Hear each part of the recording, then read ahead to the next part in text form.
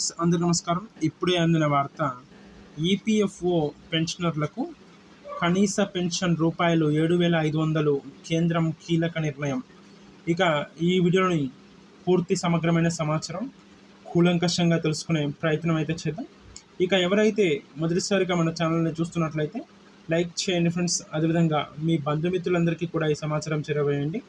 ప్రతి ఒక్కరూ కామెంట్ చేయండి. ఇక మర్చిపోకుండా మన ఛానల్ని సబ్స్క్రైబ్ చేసుకోండి. ఇక ఈరోజు వీడియోని ముఖ్యమైన సమాచారానికి అయితే ఆలస్యం చేయకుండా వెళ్ళిపోయినట్లయితే, ఇక ఈపీఎఫ్ఓ కనీస పెన్షన్ పరిమితి పెంపుపై ఎప్పటి నుంచో వస్తున్నాయి. ఇక కేంద్ర ప్రభుత్వం పెంచనుందనే ప్రచారం సాగుతుందని కూడా తెలుస్తుంది. ఇక 1995 నాటి ఉద్యోగుల పెన్షన్ పథకం ఈపీఎస్ కింద కనీస పెన్షన్ను పెంచాలని కార్మిక సంఘాలు కూడా ప్రజాప్రతినిధులతో సహా వివిధ వర్గాల నుండి ఎప్పటి నుంచో డిమాండ్లు వినిపిస్తున్నాయని కూడా తెలుస్తున్నట్లు కూడా పేర్కొనవచ్చు.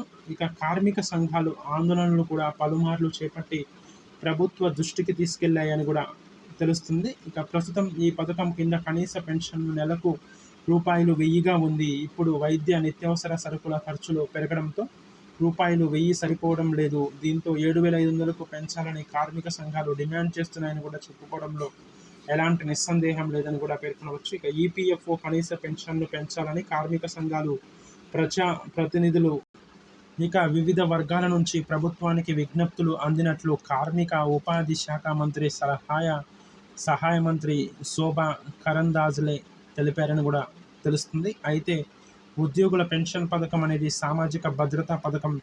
వేతనాలలో యజమానుల వాటా 8.33% ఉన్నట్లు కూడా తెలుస్తుంది. ఇక నెలకు రూపాయలు 15,000 వరకు జీతాలు పొందే వారికి కేంద్ర ప్రభుత్వం వాటా 1.16% ఉందని కూడా తెలుస్తుంది. అయితే ఈపీఎఫ్ఓ సభ్యులుగా సామాజిక భద్రతా పరిధిని విస్తరించడానికి తాము కట్టుబడి ఉన్నామని, అయితే ఏవైనా మార్పులు చేసే ముందు పెన్షన్ నిధి దీర్ఘకాలిక స్థిరత్వాన్ని, దాని భవిష్యత్తు బాధ్యతలను పరిగణలోనికి తీసుకుంటామని ప్రభుత్వం తెలిపిందని కూడా తెలుస్తుంది.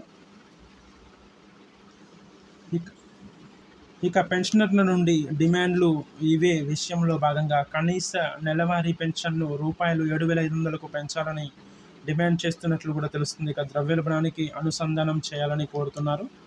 ఇక పదవీ విరమణ పొందిన ఈపీఎఫ్ఓ చందాదారులకు అధిక ఆర్థిక సహాయం అందించాలని చాలామంది ప్రస్తుతం నెలకు రూపాయలు 1,000 నుండి రూపాయలు 2,000 మధ్య మాత్రమే పెన్షన్ను పొందుతున్నట్లు చెబుతున్నారని కూడా తెలుస్తున్నట్లు కూడా సమాచారం. అయితే కనీస పెన్షన్ను పెంచడంపై ఎలాంటి తుది నిర్ణయం తీసుకోలేదని ప్రభుత్వం మరోసారి స్పష్టం చేస్తుందని కూడా తెలుస్తుంది.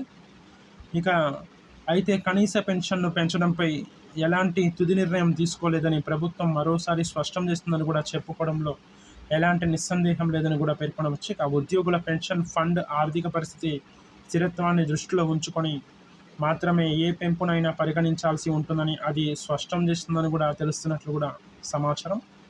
ఇక ఎవరైతే మన ఛానల్ని మొదటిసారి చూస్తున్నారో ప్రతి ఒక్కరూ లైక్ చేయండి ఫ్రెండ్స్. లైక్ చేయడం ద్వారా రాష్ట్రాల వ్యాప్తంగా, ప్రాంతాల వ్యాప్తంగా, దేశాల వ్యాప్తంగా ఉన్న కొన్ని వేల కోట్ల మంది ఉద్యోగులందరికీ అదేవిధంగా పెన్షన్దారులందరికీ కూడా ఈ సమాచారం చేరుకునే అవకాశం అయితే ఉంటుంది. కాబట్టి ఫ్రెండ్స్ అందరూ కూడా లైక్ చేయండి. అదేవిధంగా ప్రతి ఒక్కరు కూడా షేర్ చేయండి. షేర్ చేయడం ద్వారా మీ స్నేహితులకి, బంధువులకి, ఇరుగు పొరుగు వారికి అందరికీ కూడా ఈ సమాచారం చేరుకునే అవకాశం అయితే ఉంటుంది. కాబట్టి ఫ్రెండ్స్ అందరూ కూడా కామెంట్ చేయండి. కామెంట్ రూపంలో మీ సందేహాలను ఎప్పటికప్పుడు వ్యక్తపరుస్తూనే మర్చిపోకుండా సబ్స్క్రైబ్ చేసుకోండి. సబ్స్క్రైబ్ చేసుకొని బెల్ ఐకాన్ని యాక్టివేట్లో ఉంచుకున్నట్లయితే గవర్నమెంట్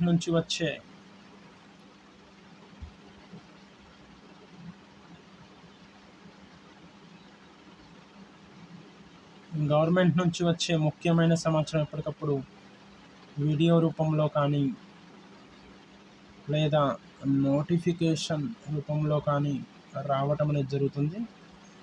కావున ఫ్రెండ్స్ అందరూ కూడా చూసినట్లు వెళ్ళిపోకుండా చూసిన వెంటనే ప్రతి ఒక్కరు కూడా మన ఛానల్ని సబ్స్క్రైబ్ చేసుకోగలరని కోరుకుంటున్నాను.